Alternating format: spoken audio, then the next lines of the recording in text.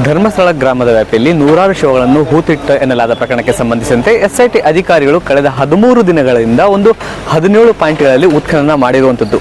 ಈ 17 ಪಾಯಿಂಟ್ಗಳಲ್ಲಿ ಪ್ರಮುಖವಾಗಿ 13ನೇ ಪಾಯಿಂಟ್ ತುಂಬ ಮುಖ್ಯವಾಗಿ ಅಂದರೆ ಇಲ್ಲಿ ಇರುವಂತಹ ಕೆಲವು ಅಡೆತಡೆಗಳಲ್ಲಿ SIT ಅಧಿಕಾರಿಗಳು ಒಂದು GPR ರಾಡರ್ ಮೂಲಕ ಇಂದು ಮಧ್ಯಾಹ್ನ 1 ಗಂಟೆಯವರೆಗೆ ಒಂದು ಸಂಶೋಧನೆ ನಡೆಸಿರುವಂಥದ್ದು. ಬಳಿಕ ಇಲ್ಲಿ ಉತ್ಖನನ ಕಾರ್ಯಗಳನ್ನು ಮಾಡಿರುವಂಥದ್ದು. ನೀವೀಗ ದೃಶ್ಯದಲ್ಲಿ ಗಮನಿಸ್ತಿರ್ಬೋದು, SIT ಅಧಿಕಾರಿಗಳು ಮಧ್ಯಾಹ್ನ 1 ಗಂಟೆಯಿಂದ ಈ ಜಾಗದಲ್ಲಿ ಒಂದು 2 JCBಗಳಿಂದ ಒಂದು ಉತ್ಖನನ ಕಾರ್ಯ ಮಾಡಿರುವಂಥದ್ದು. ಅಂದರೆ ಮೊದಲಿಗೆ ಒಂದು ಮಿನಿ JCBಯಿಂದ ಒಂದು ಉತ್ಖನನ ಕಾರ್ಯ ಪ್ರಾರಂಭವಾಗಿ ನಂತರ ದೊಡ್ಡ JCBಯಿಂದ ಒಂದು ಉತ್ಖನನ ಕಾರ್ಯ ಕೂಡ ಪ್ರಾರಂಭವಾಯಿತು.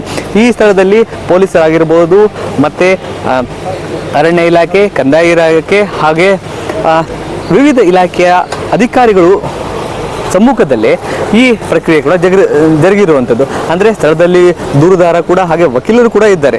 ಹಾಗೆ ಬೆಳಗ್ಗೆ ಒಂದು 12 ಗಂಟೆ ಹೊತ್ತಿಗೆ SITಯ ಒಂದು ಮುಖ್ಯಸ್ಥ ಆಗಿರ್ತಕ್ಕಂತಹ ಪ್ರಣಬ್ ಮೊಹಂತಿ ಕೂಡ ಒಂದು ಸ್ಥಳಕ್ಕೆ ಭೇಟಿ ನೀಡಿ ಇಲ್ಲಿ ಆಗುತ್ತಿರುವಂತಹ ಒಂದು ಬೆಳವಣಿಗೆ ಕೂಡ ಒಂದು ನೋಡ್ತಿರುವುದು.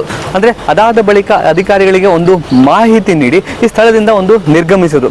ಇದರ ನಡುವೆಯಲ್ಲಿ ಒಂದು ನ್ಯಾಷನಲ್ ಹ್ಯೂಮನ್ ರೈಟ್ಸ್ ತಂಡ ಕೂಡ ಈ ಭಾಗಕ್ಕೆ ಒಂದು ಭೇಟಿ ನೀಡಿ ಅವರು ಕೂಡ ಒಂದು ಕಾರ್ಯಾಚರಣೆ ಕೂಡ ವೀಕ್ಷಿಸಿರುವುದು. ಅದಾದ ಬಳಿಕ ಒಂದು ನಡೆದಂತಹ ಕಾರ್ಯಾಚರಣೆಯಲ್ಲಿ ಅಂದರೆ ಇಲ್ಲಿವರೆಗೂ ಒಂದು 2 JCBಗಳ ಮೂಲಕ ಈ 13ನೇ ಪಾಯಿಂಟ್ನಲ್ಲಿ ಸುಮಾರು ಒಂದು 15ರಿಂದ ಒಂದು 18 ಅಡಿಯವರೆಗೂ ಕೂಡ ಒಂದು ಅಗದೇ ಇರುವಂಥದ್ದು. ಆದರೆ ಈ ಭಾಗದಲ್ಲಿ ಯಾವುದೇ ಒಂದು ರೀತಿಯ ಅಸ್ಥಿಪಂಜರ ಕೂಡ ಪತ್ತೆ ಆಗಿರುವುದಿಲ್ಲ. ಅಂದರೆ GPR ರಾಡರ್ ಮೂಲಕ ಬೆಳಗ್ಗೆ ನಡೆದ ಸಂಶೋಧನೆಯಲ್ಲಿ ಆ GPR ರಾಡರ್ ಕೂಡ ಆ ಭಾಗ ಸಂಶೋಧನೆ ನಡೆಸಿ ಅದು 3D ಹಾಗೆ 2Dಯಲ್ಲಿ ಇಮೇಜ್ ಕೂಡ ಆ ತನಿಖಾ ತಂಡಕ್ಕೆ ನೀಡುತ್ತೆ. ಅಲ್ಲಿ ಏನಿದೆ ಏನಿಲ್ಲ ಅನ್ನೋದು ಮಾಹಿತಿ ಒಂದು SIT ಅಧಿಕಾರಿಗಳ ಮೂಲಕವೇ ಒಂದು ಬರತಕ್ಕದ್ದು. ಅಂದರೆ ಅದು ಯಾವುದೇ ರೀತಿಯ ಮಾಹಿತಿ ಬಹಿರಂಗ ಇನ್ನೂ ಆಗಿಲ್ಲ.